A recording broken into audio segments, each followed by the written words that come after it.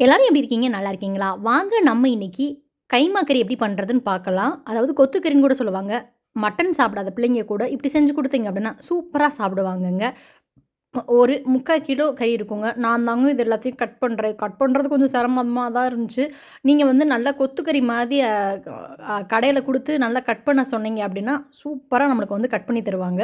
இதே போல கட் பண்ணிட்டு, இத வந்து என்ன பண்ணணும் அப்படின்னா, மிக்ஸியில ஒரு சுத்து சுத்தி எடுத்துடலாங்க. இந்த மாதிரி எடுத்துடுறா ரொம்ப நைஸா அரைக்கக்கூடாது. கோலா உருண்ட மாரி. இப்ப அரைச்சு எடுத்து வச்சாச்சு. 1 டீஸ்பூன் தனி மிளகாய் தூள், அது கூட ஒரு 1/2 டீஸ்பூன் மிளகுத்தூள், 1/2 டீஸ்பூன் மஞ்சத்தூள், ஒரு 1 வெங்காயத்தில பாதி வெங்காயங்க. ரொம்பலாம் சேர்க்கக்கூடாதுங்க. பாதி வெங்காயம் போதும். ஒரு 7லேருந்து ஒரு 8 பூண்டு பற்கள் 2ஆ நறுக்கி வச்சிருக்கேன். அது கூட ஒரு சின்ன துண்டு இஞ்சி, ஒரு 4 கிராம்பு இவ்வளோ தான்.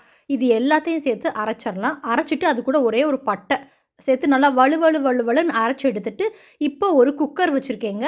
குக்கர்ல நம்ம ஒரு 2 டேபிள் ஸ்பூன் அளவுக்கு எண்ணெய் சேர்த்துக்கலாம். நான் வந்து இன்னைக்கு வந்து நல்லெண்ணெய் சேர்த்துக்கிறேன். நல்லெண்ணெய் சேர்க்கும்போது நல்லா சத்தும் கூட. அது கூட 1 டீஸ்பூன் அளவுக்கு சோம்பு, கருவேப்பில, வெங்காயம் வந்து எவ்வளோக்கு எவ்வளோ அதிகமா சேர்க்குறோமோ, அவ்வளோக்கு அவ்வளோ இந்த கைமா கறி வந்து சூப்பரா இருக்குங்க. நான் ஒரு 3 பெரிய வெங்காயத்த நறுக்கி சேர்த்துக்கிறேன். அது கூடயே ஒரு 4 பூண்டு பற்கள். அரைக்கிறதுக்கும் சேர்த்தோம், இப்ப தாளிக்கிறதுக்கும் சேர்க்கணும். டேஸ்ட்டா இருக்கும். வெங்காயம் போட்டு வெங்காயம் நல்லா ஒரு கண்ணாடி பதம் வர அளவுக்கு வதங்கணும். இந்த பாருங்க இந்த மாதிரி வதங்கிருச்சு. ரொம்ப ப்ரௌனெல்லாம் ஆகணும்னு அவசியம் இல்லங்க. கண்ணாடி பதம் வர அளவுக்கு வதக்குனா போதும். நல்லா வெங்காயத்த வதக்கி எடுத்துக்கலாம். தேவைப்பட்டுச்சு அப்படின்னா, நீங்க இதில வந்து உப்பு சேர்த்துக்கிறலாங்க. இப்ப கைமா கறி அதாவது மிக்ஸியில அரைச்சு வச்சிருந்தோம் இல்லையா? இத வந்து அரைச்சிட்டு நல்லா கழுவி இந்த மாதிரி வடிகட்டில ஒரு 1/2 மணி நேரம் வடிகட்டினேங்க. தண்ணியெல்லாம் இதாயிடுச்சுங்க. இப்ப கறியையும் சேர்த்துட்டு நம்ம ஆல்ரெடி அரைச்சு வச்சிருந்தோம் இல்லைங்களா? இந்த மிளகு, மிளகாய் தூள் அது எல்லாத்தையும் இப்போ வந்து சேர்த்துறலாம். சேர்த்துட்டு தேவையான அளவு உப்பு, அதாவது ஒரு டீஸ்பூன் அளவுக்கு சேர்த்துருக்கேன். அப்புறம் அட்ஜஸ்ட் பண்ணி சேர்த்துக்கிறலாம்.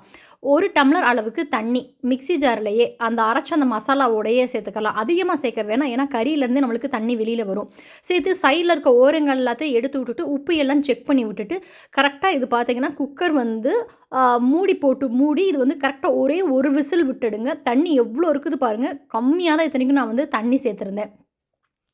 உப்பு பார்த்தால நான் இன்னும் கொஞ்சம் கூட உப்பு கொஞ்சம் ஒரு 1/4 டீஸ்பூன் அளவுக்கு சேர்த்துக்கிட்டேன். சேர்த்துட்டு நல்லா மிக்ஸ் பண்ணிட்டு, குக்கர் மூடி போட்டு ஒரு விசில் வந்ததும் சிம்ல வச்சு ஒரு 5லேருந்து ஒரு 7 நிமிஷம் விட்டுருங்கங்க. ஒரு விசில் வந்தோனே ஃபுல் சிம்ல வச்சுருங்க. கரெக்ட்டா 5 நிமிஷம் கழிச்சு நீங்க ஓப்பன் பண்ணீங்க அப்படின்னா, நம்மளுக்கு சூப்பரா வந்து கைமா கறி ரெடி ஆயிரும். ஒரு வடச்சட்டி வச்சுக்கோங்க. நான் வந்து ஒரு அகலமான பேன் வச்சிருக்கேங்க. இப்ப இந்த பேன்ல வந்து நான் வந்து எண்ணெய் எதுவுமே சேர்க்கலங்க. நம்ம பாருங்க கைமா கறி சூப்பரா வெந்திருக்கு. இந்த கைமா கறிய வந்து அப்படியே அந்த பேன்ல சேர்த்துக்கிறேன். சேர்த்துட்டு நல்லா இத மூடி போட்டு நல்லா வத்த விடலாம். ட்ரையாவும் வத்த விடலாம். அப்படி இல்லன்னா கொஞ்சம் நம்ம வந்து செமி கிரேவியாவும் எடுத்துக்கிறலாம். நெறைய மல்லி இல தேவைப்படுங்க. அவ்வளோ டேஸ்ட்டா இருக்கும். எவ்வளோக்கு எவ்வளோ மல்லி இல போடுறோமோ, அவ்வளோக்கு அவ்வளோ டேஸ்ட்டா இருக்குங்க.